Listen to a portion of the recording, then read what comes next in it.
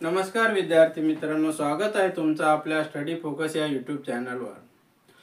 आज आपण अंकगणितावरील मिश्र उदाहरणे पाहणार आहोत। वेगवेगळ्या प्रकारचे गणित आहेत आज।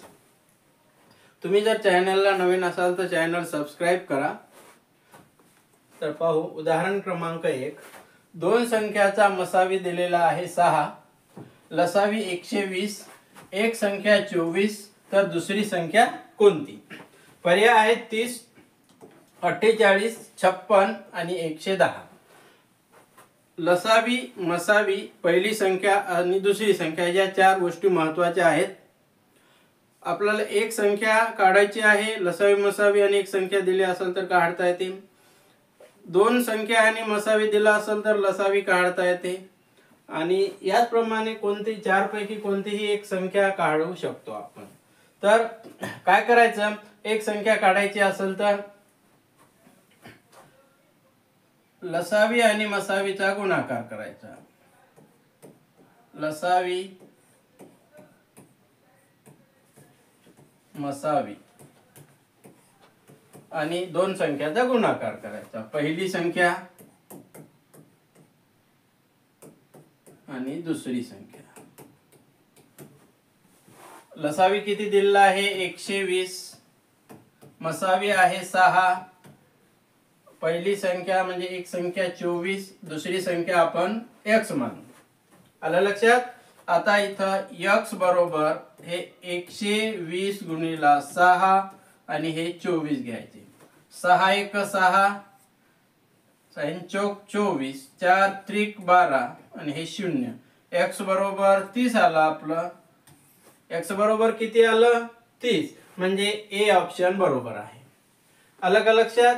आता या गणितामध्ये आपल्याला उदाहरणामध्ये मसावी आणि लसावी दिलेला आहे, एक संख्या दिली आहे। हे अतिशय सोपं गणित आहे। घ्या नेक्स्ट। चला आपण आता दुसरं उदाहरण पाहू। मसावी 8, लसावी 240, एक संख्या 40 तर दुसरी संख्या आपल्याला काढायची आहे। लसावी गुणिला मसावी बरोबर ही पहिली संख्या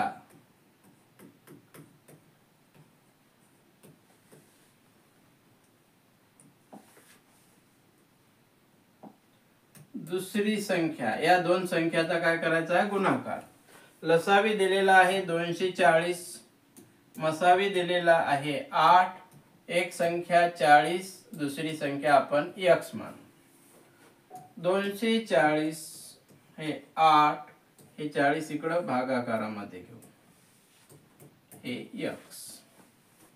0 0 बरोबर कमी करू, 4 सक 24, 6 8 48, 48 तर x बरोबर किती आला 48। 48 आहे का पर्यायामध्ये? आहे। आलं लक्षात? घ्या नेक्स्ट उदाहरण घेऊ आपण। एका विद्यार्थ्याला परीक्षेत 500 पैकी 350 गुण मिळाले। एका विद्यार्थ्याला परीक्षेत 500 पैकी 300 गुण मिळाले तर त्या विद्यार्थ्याला किती टक्के गुण मिळाले? पर्याय आहेत 60%, 65%, 70% आणि 75%। टक्केवारीचे उदाहरण आहे, अतिशय सोपं आहे।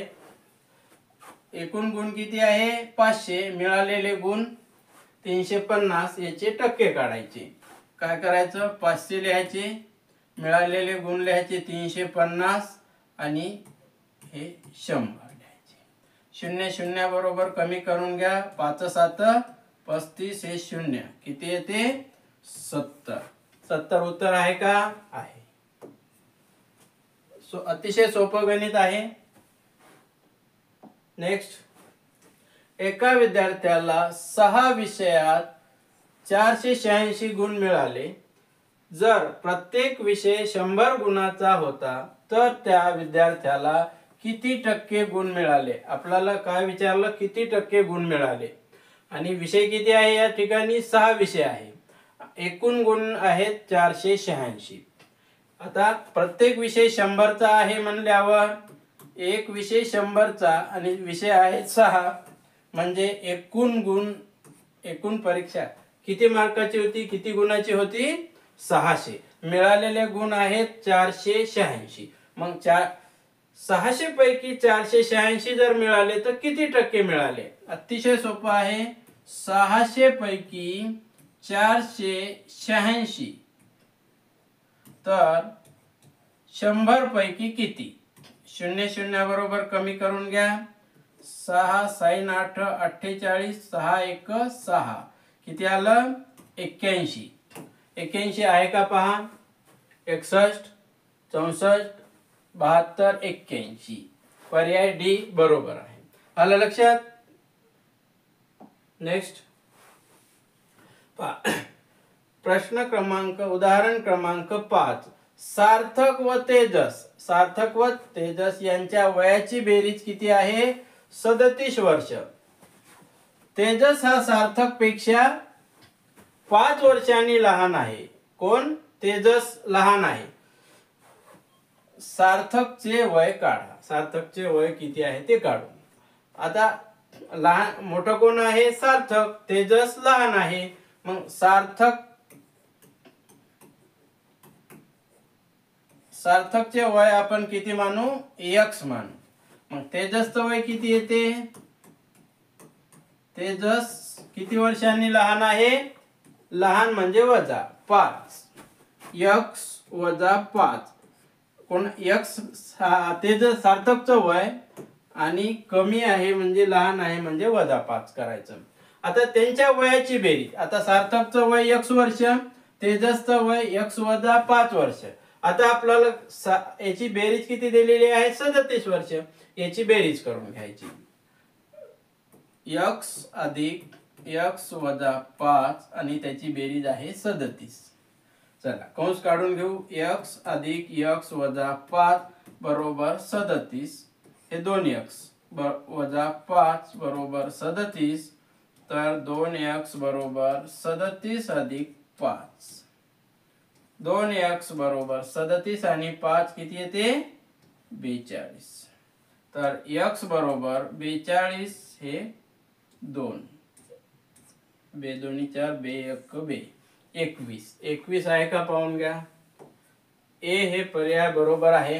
पहा या ठिकाणी अतिशय सोपं आहे. एक्सेल समीकरणाचा उपयोग केला आपण. या ठिकाणी एक्सेल समीकरणाचा आपण पूर्ण 2-3 लेक्चर घेतलेले आहे. ते पूर्ण पाहून घ्या. कोणत्याही प्रकारचे अशा प्रकारचे आपण x मानला तर त्या उदाहरणाचा आपल्याला त्या एक्सेल समीकरणाचा फायदा होतो. ते पूर्ण मागील व्हिडिओ तुम्ही पाहून घ्या.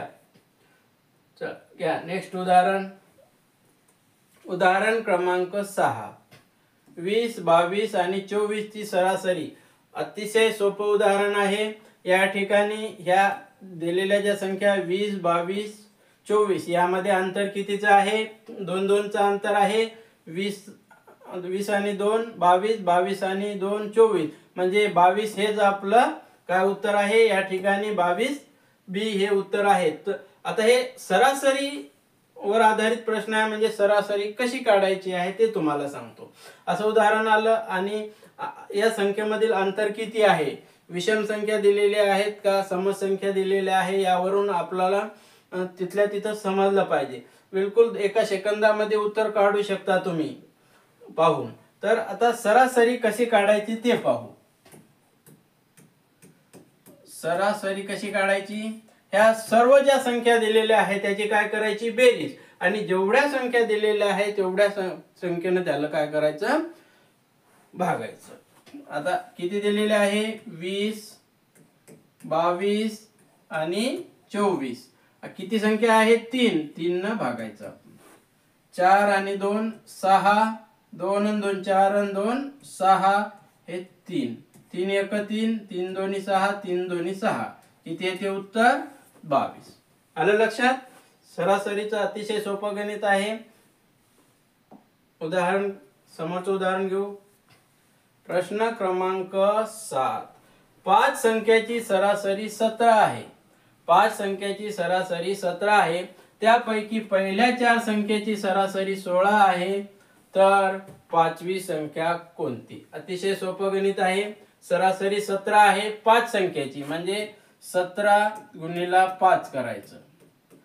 5 7 35, हातचे 3, 5 1 5, 5 आणि 3 8 असा गुणाकार करून घ्यायचा. आणि 4 संख्या त्याची सरासरी किती आहे? 16.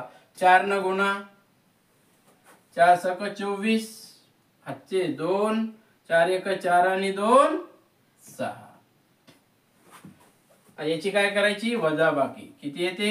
1 आणि हे 2. उत्तर येते 21. आता 17 पंच 85 आणि 16 चौक 64 हे तुम्हाला तोंडी इथल्या इथंच करता येते. गुणाकार आपण तोंडी एका सेकंदामध्ये करतो. त्याची वजाबाकी आपण एका ठिकाणी पेपरमध्ये मांडणी करून घ्यायची आणि 30 सेकंदाच्या आत उत्तर कसं काढायचं हे प्रयत्न करायचा. आता याचं उत्तर आलं 21. 21 पर्यायामध्ये आहे का पहा? सी आहे. नेक्स्ट, आता हे आहे सरळ व्याजावर आधारित उदाहरण. उदाहरण क्रमांक 8. दर साल दर शेकडा 12% दराने 5,000 रुपयाचे 6 महिन्याचे सरळ व्याज किती? काय विचारलंय आपल्याला? सरळ व्याज. आणि वर्षामध्ये नाही दिलेलं आहे. किती कशामध्ये दिलेलं आहे? महिन्यामध्ये. पर्याय दिलेला आहे 150, 200, 250 आणि 300. आता सरळ व्याज काढायचं असेल तर सरळ व्याजाचं सूत्र आहे सरळ व्याज बरोबर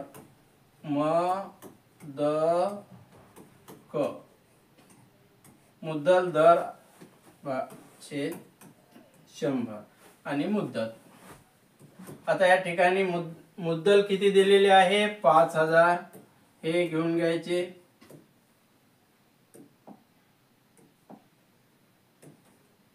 दर किती आहे? व्याजाचा दर दिलेला आहे 12. मुदत किती आहे? 6 महिने, म्हणजे 6 हे वर्षात रूपांतर करा. 6/12. 6 हे 12. चल आता हे छेद 100 घ्यायचे. 0 0 बरोबर कमी करून घ्यायचे. 12 12 कमी करून घ्या.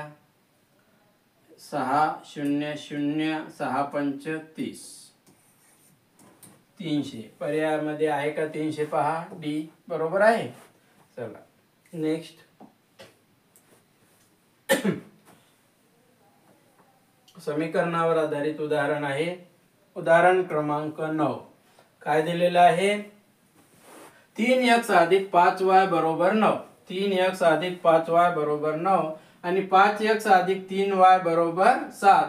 तर x अधिक y ची किंमत काढायची आहे.